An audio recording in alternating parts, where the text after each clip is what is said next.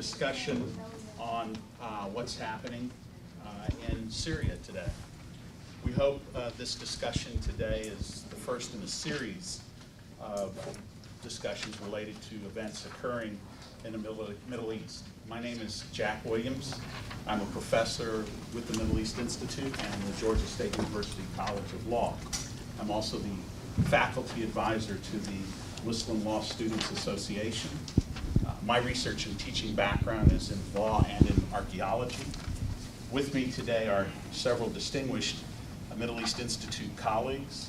Allow me to introduce each of them and the topic of their remarks. First, Dr. Ian Campbell to my left. Dr. Campbell directs the Arabic program in the Middle East Institute and will be talking briefly about geography, demographics, and the 1920s French policy that split the major Syrian cities from their coastal counterparts. Then Dr. Alan Frommertz is the Associate Professor of Middle Eastern and Mediterranean Studies at Georgia State University. He's the Vice President of the American Institute for Maghreb Studies and a member of the Fulbright North African Selection Committee. And the title of his remarks will be Myths, Meanings, and Manipulations, Ethnic and Religious Differences in the Syrian War. Then he will be followed by Dr. Rashid Naim. He's a senior lecturer and director of undergraduate studies in the Department of Political Sciences. His areas of teaching and research are religion and politics and Middle East and Southeast Asian or South Asian politics. His remarks are going to be entitled Dangers and Dilemmas of the Syrian Civil War. And then we will conclude with Dr. Amira Dramakani, who's an associate professor of women's gender and sexuality studies at GSU. She works in the fields of women's and gender studies, out of American studies and cultural studies, and she's currently finishing up a book about the popularity of the shape, hero, and mass market romance novels entitled, and I love this, Romancing the War on Terror, Mapping U.S. Imperial Desires in Desert Romances. And she'll focus her remarks on the complexities of the situation in Syria as well. I'd also like to recognize Dr. Gail Nelson, the professor and director of the Middle East Institute here in the front row, who was just a tremendous person and did yeoman's effort in getting this together for us. As I said, hopefully the beginning in a series of discussions we can have about Middle East events. Our format is simple. We're going to have some opening remarks by each of the panelists, and then we're going to open up for informal discussions among the panelists with any members of the audience that may have questions, or the panelists among themselves if they'd like to question each other. So with that, I'd like to begin with Dr. All right, thanks everybody. Yesterday my dad told me that 57% of Defense Department experts could not find Damascus on a map. Now he got that statistic from Fox News, so I have no idea what to do with it. I just thought I'd lead off with it. This is the area we know as Syria. This distance here is about 75 miles. Syria, the country, is about half again the size of Georgia and has almost 3 times as many people. So it's got roughly twice the population density of Georgia. But as you can see, most of the land in Syria is more or less completely worthless from an agricultural perspective. So what you have is a narrow coastal strip here that has quite a bit of population because rainfall-fed agriculture is here, a wide empty desert separating it from the Tigris River, which uses irrigation to foster agriculture. Syria and Georgia are exactly the same latitude. In fact, Damascus and the Atlanta airport are exactly the same latitude. So if you were to get in an airplane and fly 7,000 miles due east, which would be a foolish thing to do from a fuel economy perspective, you would end up in Damascus. So again, most of the population, as you can see here, is clustered along the coast. There are big cities inland, Damascus, Homs, Hama, and Al-Halab or Aleppo. No religious mix of what's called the Levant, Syria, and Lebanon. And as you can see, this conflict not only has many other aspects, but takes place in a particularly complicated, ethnically and religiously, part of the world. So there are all these other things to think about when you see these groups of people. One thing I want to lead your attention to is the group here, this dark green group, are called the Alawites. They're a minority religious sect within Islam, and they are the group from which the Assad regime draws its power base. Assad is an Alawite, along with about 10% of the population of Syria. As I said, Syria through history, this land has 6,000 years of history. So if you think about Sherman burning Atlanta, they have 40 times as much history. That's a lot of, what do we measure history in? I don't know, Twinkies or something. That's a lot of history that is in Syria. Sometimes, as in during Roman days, Syria and the coast, the inland and the coast were governed as one province. Sometimes they were separate provinces. Here's in the late Ottoman Empire, where the coastal lands were under separate governorates than the inland areas, though they were all part of the same greater political unit, the Ottoman Empire, which fell apart after World War I, and the Arabs revolted and raised the flag of Pan-Arabism, you know, Lawrence of Arabia, and then the British and French said, nah, we actually signed a secret treaty in 1916 called the Sykes-Picot Agreement, wherein we decided to divide the lands of Arabia among ourselves. And as you probably know, if you've even ever taken one history class, if the French and British got to draw your borders, your country is probably a mal of a hess. And this is the case here, as these borders were more or less arbitrary, and then under French rule, the British went for their usual policy of indirect rule. The French administered Syria and Lebanon together and split Lebanon off into a separate country, which has historically not been part of a separate political unit, sometimes part of a separate subunit, but never the separate political unit. The French governed the coastal regions differently, gave Lebanon its sovereignty, and set it off as a separate country. And that, again, if we go back to this map, you can see here that the Christian population of the area is concentrated in Lebanon, and that made Lebanon a majority Christian instead of a majority Muslim state, though it no longer is, nor has it been for some time. So those are some basic demographic and geographical facts about the area. Thank you very much. The talk shows and the political analysis has been going on about Syria. And also, I've been wanting to put some of these discussions into more of an organized set of arguments. Because I think with arguments, essentially, we can really start wrestling with the with central ideas of what's really going on here. Okay. And I think there's three. There seem to be three main positions here about what's happening in Syria. The first one I would call the sectarian rebalancing perspective. In this theory, Syria is basically a cauldron. It's a civil war between Shia and Sunni. And it's internally motivated civil war. So basically the identity of Shia and Sunni is so strong that it's leading people to fight for that identity. And just as happened in Iraq, where the Shia are a plurality, a majority, they're in Syria, the Sunni are a majority. However, it's being ruled by a Shia minority, as Ian mentioned, the Alawites. Interestingly, what's happening is that identities are starting to fuse even in the midst of this conflict. A fatwa, that is a religious proclamation, recently came out of Iran proclaiming that the Alawis are actually Shia themselves. For many centuries, the majority Shia have actually distanced themselves from Alawis, calling them pagans. That has now changed, interestingly enough.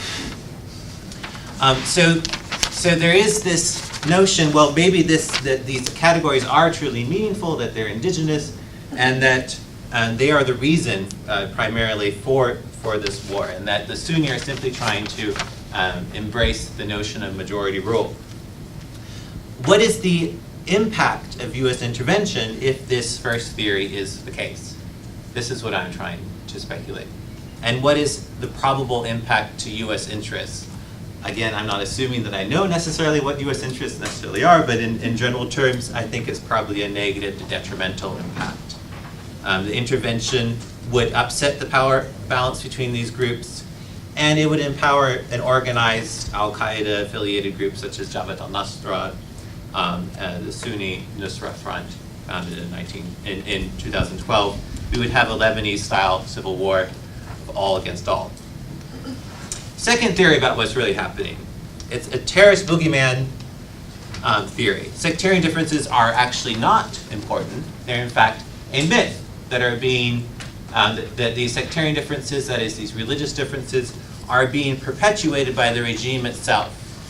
Okay? Interestingly, we know that the Alawites gained dominance in the military as one of the few groups that was willing to actually work for these French who were dividing up the territory. Okay, this often happens, that minorities see an opportunity sometimes in the midst of colonial oppression to gain control that they would never have in a regular democratic system. Hafez al-Assad and Bashar al-Assad are accused of perpetuating many of the differences between different groups. You divide and rule as a means of maintaining power. Perhaps this is also a legacy of colonialism. And minorities such as Christians and Yazidis and Turkomans and others are made to feel that it's only with Assad that their security is assured. That only with a strong man, a strong ruler such as Assad, can they prevent these extremist elements from attacking them. There is the memory of Hama that is always brought up as well. In 1982, the Muslim Brotherhood, a Sunni group that was organizing against Hafez Assad, but that may have also been more of a neighborhood group of people trying to have their grievances redressed, of normal people, rose up against Assad. In reaction, Hafez Assad, the father of the current Assad, Bashar al-Assad, completely leveled the city and killed 20,000 people. There was no reaction really from the international community of any substance. He was allowed to do this with impunity. And because of the fear of extremists, this had been after the assassination of Sadat in Egypt, and there was a fear of this extremist boogeyman. And this is something that haunts US foreign policy and Western intervention in the Middle East to this day. In this case, if this is a situation of essentially the regime manipulating the situation and creating these myths, then possibly US intervention would be positive. What it suggests is that the revolt in Syria is actually a revolt of regular people in their neighborhoods wanting a redress of grievances. That it's not fundamentally a sectarian difference, that people would not revert to their sectarian issues and conflicts, and that groups such as Al-Qaeda would not take advantage of this situation, and that therefore intervention is necessary as a means, in fact, of preventing groups such as Al-Qaeda taking over later. That's what McCain and Levin, two US senators, have proposed. A third theory here is that this is a Cold War hangover, right? Syria is, interestingly, something of an artifact of the Cold War. It's still one of the few places where Russia has any influence in the Middle East. Russia has a naval base in Latakia in Syria where the Alawites are dominant. And that it's not only that this is an issue of rivalry between Russia and the United States, and that the typical Cold War alliances that come along with that sort of rivalry have aligned themselves. So we have Saudi Arabia, Qatar, UAE, Turkey, the United States, and interestingly, even Al-Qaeda, indirectly, all on one side. And then we have Russia, the Shia within Syria, Iran, and Hezbollah on the other side, okay? So in this notion, this is essentially a proxy war. This is not really a war over Syria, this is a war over the role of Iran in the Middle East. This is a war over the role of Russia as well. The impact of US intervention in this case would, I believe, be a wash or potentially a negative. If it is indeed the case that American interests are already effectively the main reason in this proxy war, then making it a more direct conflict with other important actors in the region could lead to instability. However, it could also be a deterrent with US rivals such as Iran. And you have a copy of the map that Ian gave you on your own handout. So I'm not suggesting that these are the only possible descriptions of what may be going on, but I do think it's important to think of these three perspectives. Thank you. Okay. What I thought I'd do is to make 5 or 6 brief points which should really serve as a discussion point so we can get into the complexities of this conflict. First of all, I think it's very important to understand, based on what has already been said, that the current regime and his father before him have essentially been keeping the lid on a very complex part of the world. And they've kept this lid at a price, and the price has been extreme repression. Whether one is preferable or the other is something that we need to decide. But very clearly, this is a complex part of the world. We have here a situation which is just as complex as the situation in Iraq was, when we kind of barged in there without knowing who was who, not knowing where Damascus was on the map. I'm not surprised at all. Actually, I think our students might do better on that than the but anyway, so that's one point to keep in mind here, that there was a price for stability, and the price was a very authoritarian government which was ruthless in suppressing any and all kinds of opposition. That's number one. The second thing I think we need to keep in mind here is that this is already a regional conflict, whether we like it or not. That whether we want to call it a proxy war, or it is regional countries being drawn into the conflict because of the nature of the conflict. We know that Turkey is involved, we know Iran is involved, we know Iraq is involved. If no other way, then there are fighters from crossing over from one side to the other to get involved. We know there's already been violence in Lebanon associated with this. Very possibly, the Jordanians are going to feel the direct impact of this conflict too. So that is the other thing which needs to be kept in mind, that this is already a regional conflict. Number 3, this is, in my view, this is partly a sectarian conflict and partly a political conflict. And that is the only way you can explain the way that different groups of people are taking sides in this conflict within Syria. I'm not concerned about outside Syria. There are people who belong to the Sunni majority who remain loyal to the Assad government. Right? There are people from the Alawis who have been fighting on the opposition side. Right? So, and of course, there are interests in both sides to make this conflict sectarian, especially among the extremist groups, so that they can mobilize their constituencies better.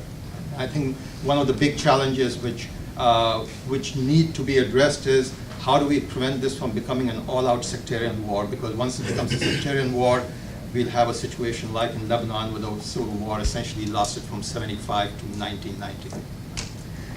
So that's the next point I want to make is, though there are extremists on both sides, in my view, again, I'm probably going to make somebody angry now. I think there's no moral equivalence here. There's a huge difference between atrocities being committed by forces of a government and atrocities being committed by extremists or whoever else is committing the atrocities on the other side. No doubt about it, atrocities are being committed, but there's no moral equivalence here. This is a quick way for people to hide from taking responsibility, from taking action by saying, oh, they're all the same, they're killing each other, we can't do anything about it. I don't think that is a fair assessment of the situation. And finally, I want to talk about US intervention. The first thing I really want to address here is that the president in his speech made this point that the United States has a moral responsibility to intervene because of the values we hold strong. And as you know, the president showed videos of victims from the gas attack, showed them to congressmen as a way of mobilizing support. My question to the president is, where was this moral high ground when the Egyptian army was bulldozing bodies from Nasser Square, what, 2 weeks ago, 3 weeks ago?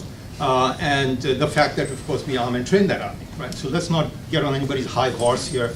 The other question related to this is that all the talk of intervention has been talk of limited intervention. And it seems to be really motivated more by, oh, we said we would do something and therefore we are going to do something, right?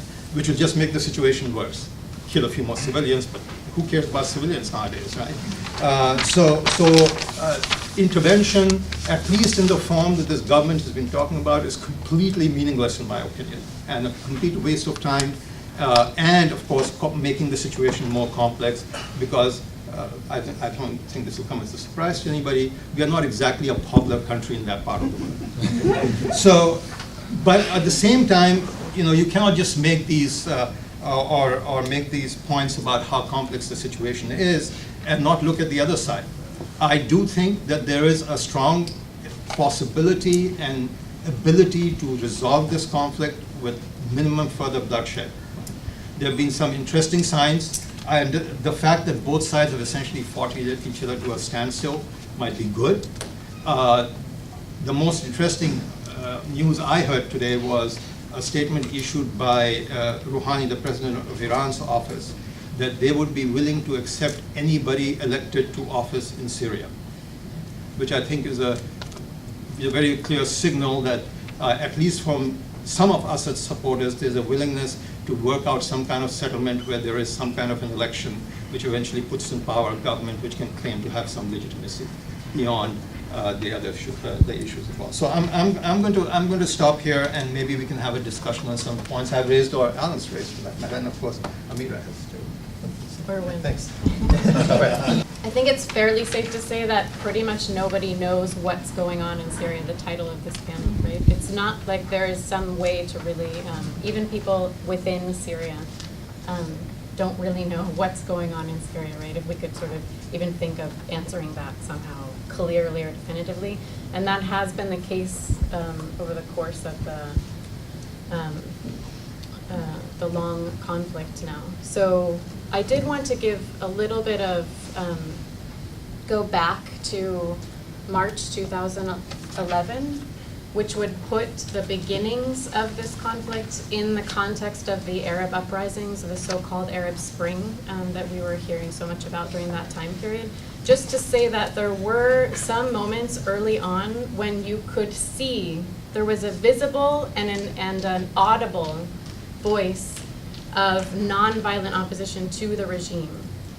And so there was, at this point, now that we're looking back, a very limited window, and a window that closed fairly quickly, to somehow mobilize some kinds of international conversations or support around supporting that opposition to the regime. If we were interested in talking about the long, sort of brutal history of that regime, right?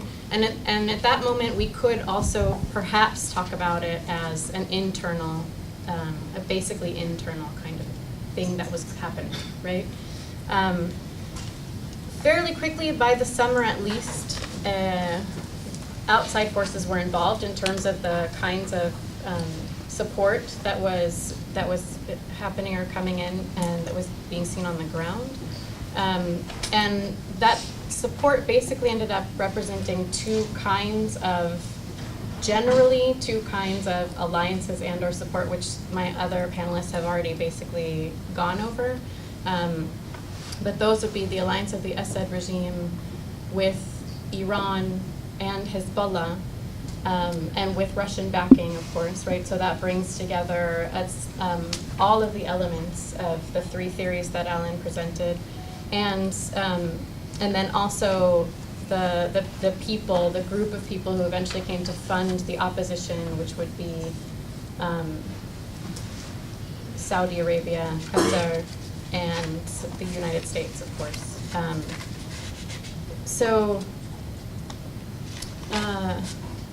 What I thought might be useful would be to look at two key points that came out of President Obama's speech last Tuesday, in order to sort of see if we could crystallize around those 2 points, what that would tell us about what this means in terms of the sort of actors involved and how this all plays out. So one of the points I thought we could look at was the idea of the red line, the mention of the red line around chemical attacks, right? So the idea that, as you all recall, I'm sure, at that point, that was prior to the proposition or the proposal that now is underway of Syria signing on to the chemical weapons ban, and then agreeing to destroy those weapons inside of the country. But prior to that,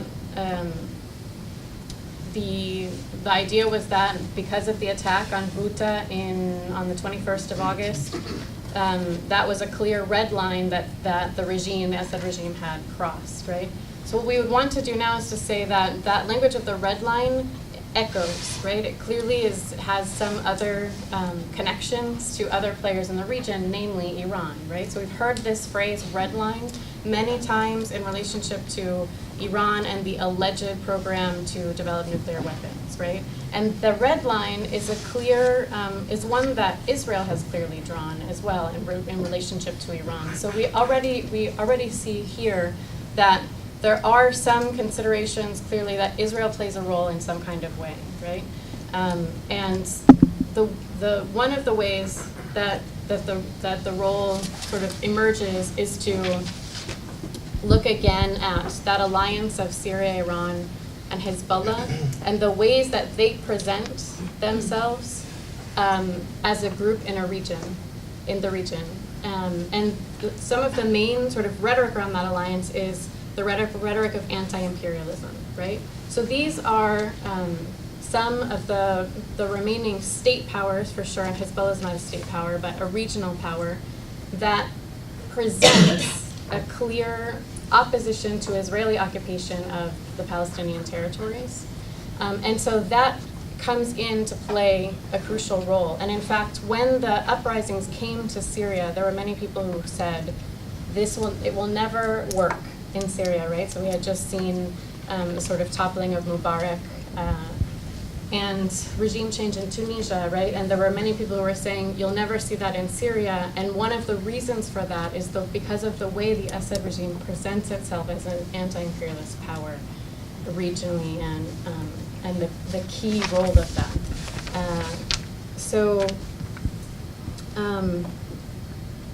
This tells us a lot also about, it tells us something, this is probably, I doubt we'll be able to get into this, but this tells us also things about Hezbollah's alliance with the Assad regime and some tensions and conflicts that created for Hezbollah itself. And finally, we would also want to say that Hamas, the democratically elected governing party in Gaza, in the occupied territories in Gaza and within Israel, it had offices in Damascus. So this is a key piece of what's happening and the way that it sort of gets played out.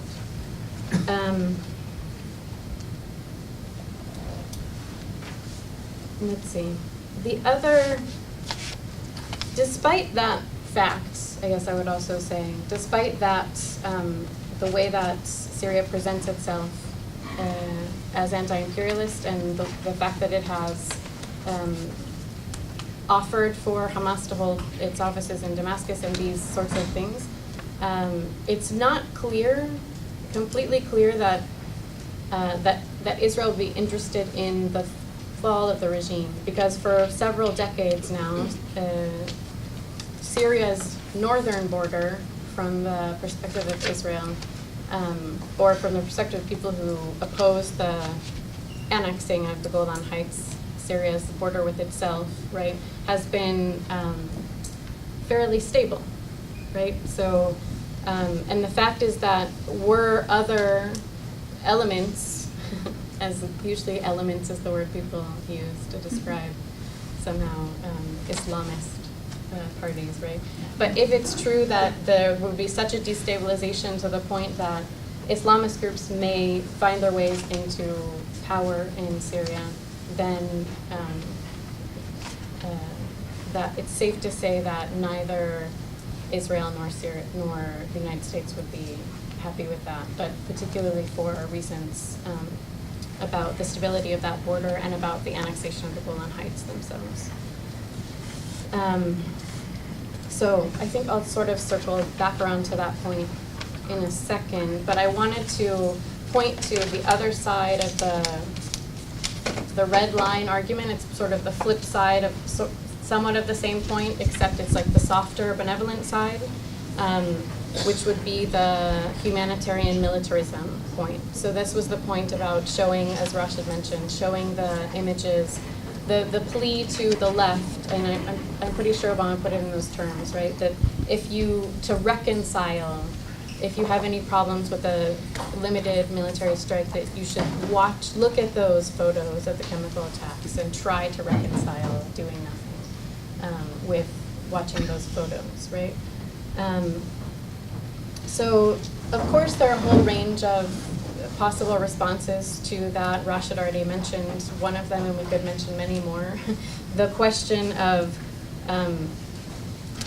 the opportunities to intervene in all sorts of other grotesque moments, not just in other parts of the region, but within Syria itself, and the fact that the U.S. had not been moved to do so prior to that.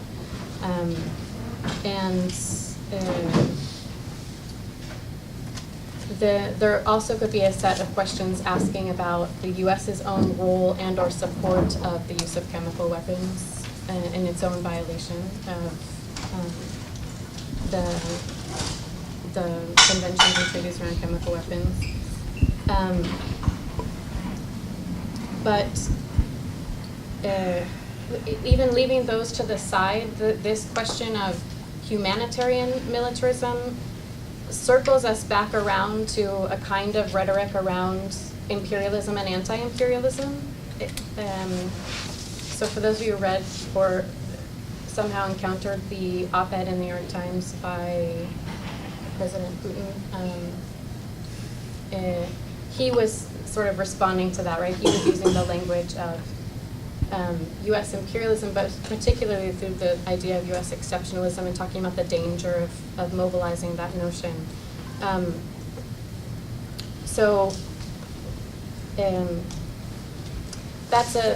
It enters us back onto that debate about the way that the two sides, we could say, although they're clearly not two sides and it is certainly more complex than that, would understand the question of imperialism and the way that gives each side leverage to argue for its point, right? So the Assad regime continues to thrive on the idea of being anti-imperialist and of holding ground against a kind of imperialist presence in the region.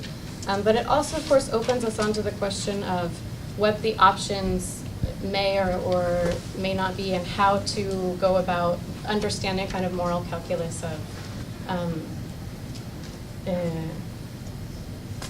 what it means and what's happening in the region currently. So I've heard some people say, well, we need to continue to, some people being like U.S., some people within the U.S. and some people within Saudi and these kinds of regions, saying that we need to fund the rebels or the opposition more so that we can level the playing field.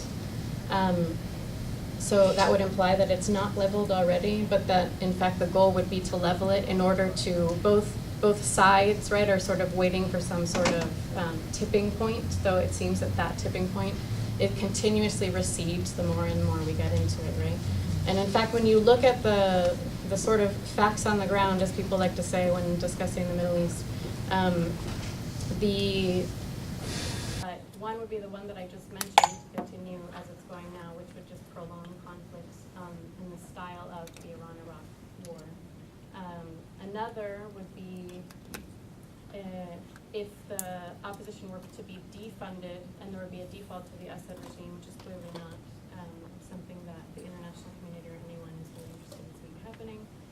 Another would be military intervention to intervene on the side of the opposition, though that would require massive military intervention and extreme destabilization of the region and a lot of other really negative consequences. And the fourth, which is one that people are trying to hold a lot of hope for right now, and related to the negotiations around the chemical attacks, but it would be a negotiated diplomatic solution, of course, though the questions of how to make that get some traction would be some ones that we would definitely want to explore, would be interesting to explore more.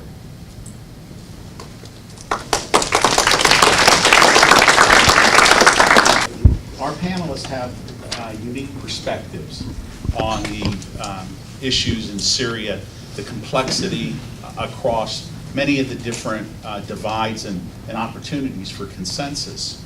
But I'd like to put a finer point on it. At this point in time, the United States, as well as member nations through the United Nations, are looking at a situation where, not for the first time, actually for the fourth time, a nation state in the Middle East has introduced chemical weapons, or at least there's the allegation of such. And they're looking at a situation of over 110,000 Syrians dead and a displacement and refugees of over 2 million Syrians that are overrunning many of the different border countries in that particular area. From your perspective, what should the international community do or consider to do, or maybe not do anything at all, in the next 30 days? In the next 30 days. Now, as an archaeologist, for me, 300 years is a blink of the eye, right? That's not long. 30 days, I don't even know how to measure it. But when we're dealing with this level of tragedy, pain, and suffering, does the international community stand to the side? What should we do? What should we be saying? What should we be doing from your own unique perspectives? I think most of the people who, I'll just jump in, most of the people who are calling for the negotiated diplomatic settlements, so one of the first things they say is the first thing that we need to do or that needs to be done is to increase humanitarian aid to the people within Syria and especially to the refugees, and also to refugees, I wouldn't say especially, outside as well. So, and that may include more support to the surrounding countries that have absorbed a lot of Syrian refugees. And I think that the next thing would be to try to build on some sort of momentum around the negotiations that have been able to happen, albeit in a limited kind of way, around chemical weapons, and to stage more meetings and also, but to emphasize that those meetings should bring Iran to the table as well. Maybe you mentioned what Hani had just said. I don't know. I agree. I think that what we really need, besides what Amira just said, is the international community really needs to. I know this is probably not going to happen. Needs to enforce a real embargo on all sides of weapons going in. First of all, on all sides, not just one side.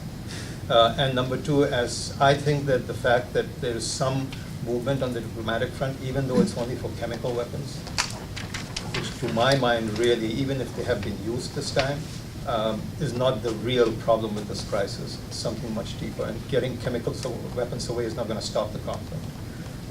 But negotiating on that and bringing in people who have a direct stake in this.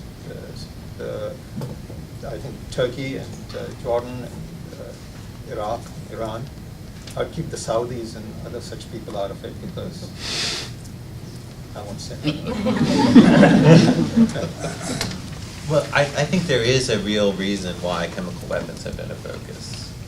When you use chemical weapons, only about 30% of the people you're killing are going to be people in uniform. 70% of the people who die in chemical weapons attacks are civilians, oftentimes civilians on your own side. Chemical weapons are a horrible,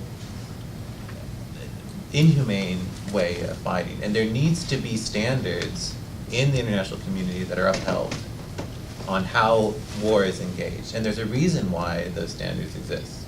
Let's say that.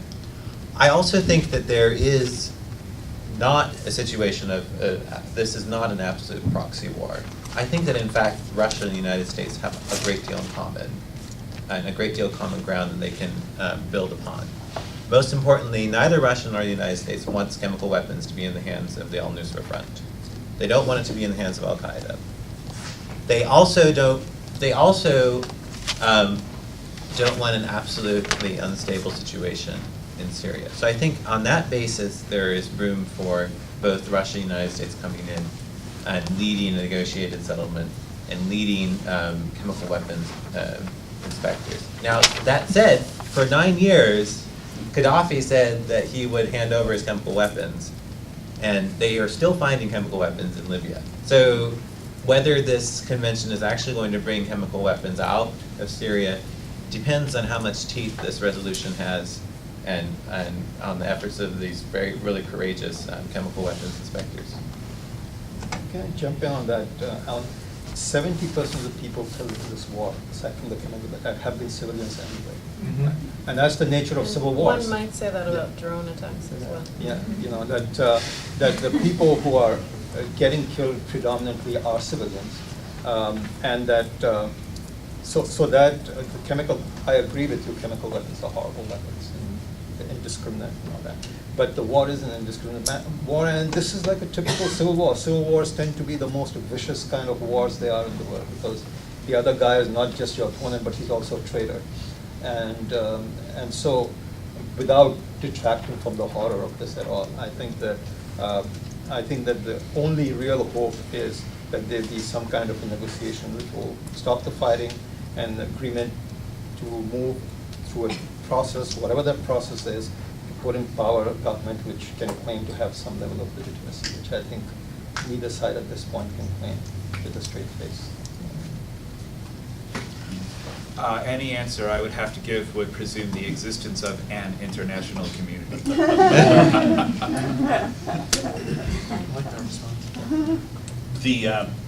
To address the chemical weapons issue, in support of your position,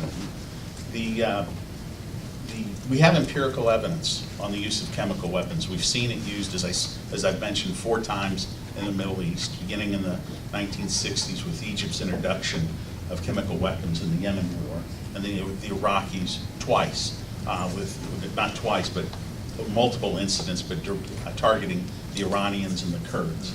So we have the precedent there. And we find that generally a well-trained army can defend against a chemical weapon attack. It really is a weapon that maims and kills and destroys civilians.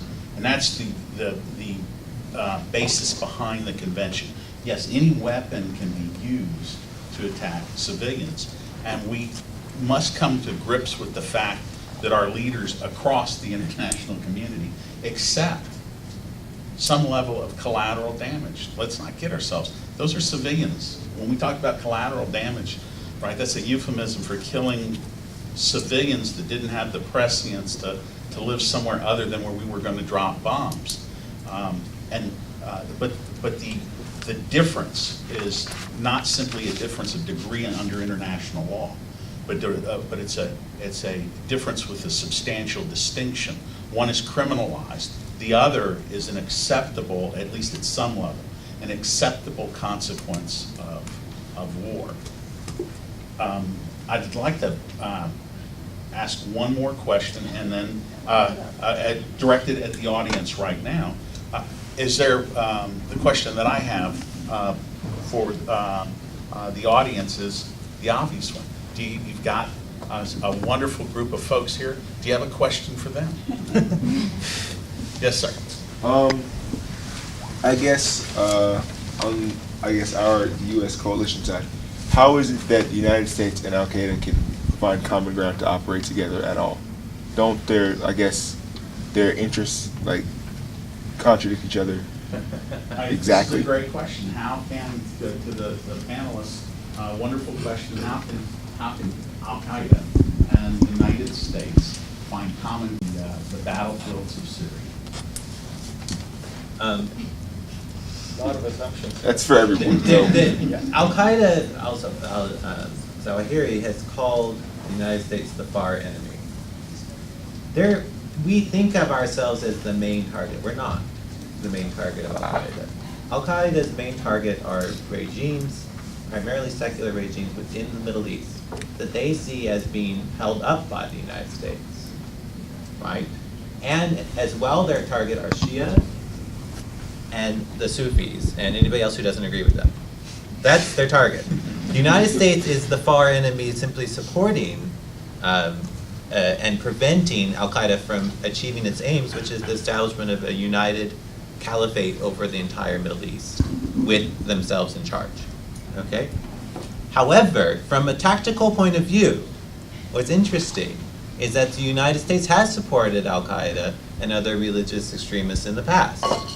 for purposes of defeating enemies such as the Soviets in Afghanistan. We gave them Stinger missiles. We're still chasing these Stinger missiles. They're still blowing up our helicopters. The very missiles we gave them.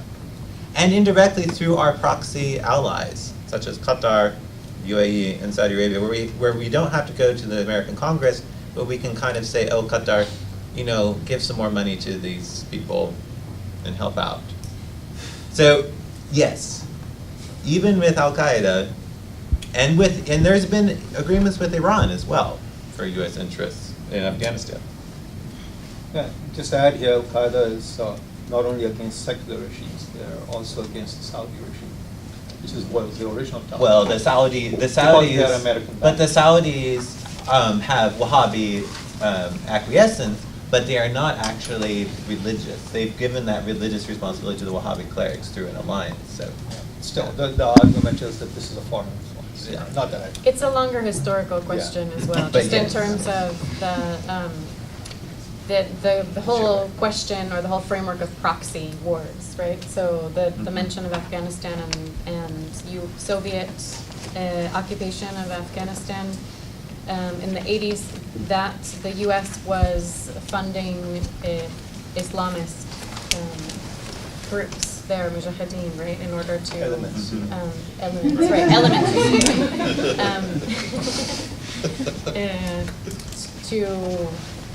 To topple that occupation, and it's not just there that it happened, right? But it has been a major way of destabilizing also various kinds of occupiers, but also governments, as you mentioned, in the region by proxy actors, right? So yeah, so in this case specifically, it's not that the U.S. is working hand in hand. That's why the U.S. continually carry and other actors continually try to say no, but when we're funding the opposition, we know where they're going. They're going to the secular General Idris, yes. Yeah. Free Syrian Army. Right, but we can also know at the same time that Qatar is funding. I have a question in the front. Yeah, I was wondering if you guys could speak to the complexity of the opposition itself and the fact that there's not only the civil war between the opposition, whatever that means, and the Assad regime, but there's also like a civil war within the opposition, both between the Free Syrian Army and the Islamist elements, but also that there's a democratic movement in opposition to the Assad regime that doesn't acquiesce to the Free Syrian Army and sort of sees it as part of U.S. imperialism. And so there's also these elements where you have democratic neighborhood councils that could be considered part of the opposition, but can't be handily considered part of the secular Free Syrian Army or part of the Islamist elements, and sort of what that does as far as our conception of U.S. intervention. Because if we talk about U.S. intervention on behalf of the opposition, really what we're talking about is U.S. intervention on behalf of the Free Syrian Army, which just means the U.S. setting up a different dictator in Syria, if we look at what happened in Egypt. What's your name? Sean. You've really done your research. That's impressive. Oh, Thank well. you for your question. This I've question. met He's not one of the 57% of people who don't know. This question of what does the opposition look like is one of the main reasons that I said nobody knows what's going on in Syria, right? So I had seen a report that said there were upwards of 200 groups that make up the opposition. There's a report out today which claims there are 1,000. I'm not joking. It's a serious, well, it claims to be a serious report. There are 1,000. There are at least 1,000 identifiable groups, and I think they might be including neighborhood councils as independent groups in that category. But it is, as Mira said, it's very difficult to know what's really going on the ground, because obviously we're getting spin from all sides. But it is complex. Very clear that at least there is serious friction, if not an actual outright war between the so-called secular elements and the so-called religious elements. How you define that is a big issue. I think most Syrians, even those who claim they want a secular system, are not going to say we somehow are not Muslims, right? Mm-hmm. And sometimes people say, oh, you call yourself a Muslim, that means you're not secular. Yeah. It depends on how you define these things. I've read so many times, just this little, it's almost like an aside. Well, but everyone knows that Jabhat they're such good fighters, and so that's why people are working with them as well, because they're just so good at it, you know, it's, which is kind of it's interesting that it's being framed that way, and also that it's been repeated so many times. Well, they use the most extreme elements. They're known for suicide attacks. They're known for very effective assassinations, and they're known for being funded and having weapons from the Gulf, having a direct line. Yeah, but Alan, how much of this is reality and how much of it is spin? We don't know. Well, we know that they take credit, and we know that there have been bombings, and we know they take credit for them, and we know what they do. So, I mean, there is an element here of just what's going on. Part of the problem here is that Syria, what's interesting is only back in 2010, the wife of Bashar al-Assad, she was in Vogue, right? She was hanging out doing, I think, a photo shoot, right? And hanging out with the wife of the president of France. In fact, John Kerry had dinner with them. Yeah, there's that great picture. Okay, so something happened here. There is some sort of major shift, and what's being opened up is a police state. What was a police state, and then the breakdown after, the consequences of having a police state. If you can imagine, for every 1 out of every 100 Americans, there was an FBI agent on your file. Not far away. Well, as far as we don't have that large of an FBI. It's a mukhabarat state. Mukhabarat means internal security forces. You divide up different groups deliberately as a means of maintaining power from above, and once that power is gone, you have this fractionalization occur. If I may jump in here, I think Amir's point about this short window of opportunity to get some kind of negotiated non-violent change in Syria, I think it's a very valid point, because I think that of all the regimes in the region, the one which probably had the best chance of preventing a violent uprising was the Syrian regime, because Assad had this image of being somebody who was young, he wanted to bring about change. He had been living abroad, he had not been part of his father's regime's oppression machine, all that kind of stuff. And I think that that window closed pretty quickly. Some people believe that his attempts to bring about change was sabotaged by other people within his regime, which I think is perfectly possible. Well, that's one window. Yeah. We have time for one more question, right? An American poet has spoken out. He was very much against the idea of U.S. bombing Syria, but she has said very repeatedly and angrily, there are good reasons to be against those bombings, and there are bad reasons to be against those bombings. And I'm wondering if y'all could point out some bad reasons to be against the bombings, because I think you have a vast majority of Americans being against the bombings. But when I hear some of the reasons, initially I was so angry that I almost felt like I should be for the bombings because the bad reasons that were being given. And so, could you speak to that? What are the bad reasons to be against? They're all the same, and they're killing each other, and we Just should let worry them about kill it. each other. That's the worst reason possible. Why do we have to be the world's police? There's a military Or- doctrine with insurgencies called fighting to equilibrium, where one supports the insurgency only to the level that continues the misery. And if that's the reason, then I would call that a bad reason. I think this sense that a Middle Eastern life is less valuable than an American life, that it's okay for them to be killed by chemical weapons, because somehow those people deserve it, they do it to themselves. And I think that sense is prevalent, I think that's a bad reason. And I would add perhaps one more, that I think there's some sense that there's some way in which it's been so polarized that there have been some parts of a global left, and maybe I shouldn't, I don't know, that have fallen into the anti-imperialism rhetoric of the Assad regime and that alliance, and that would be a bad reason. Well, that's actually would be the opposite. Well, I want to thank the panelists very much. You did a wonderful job.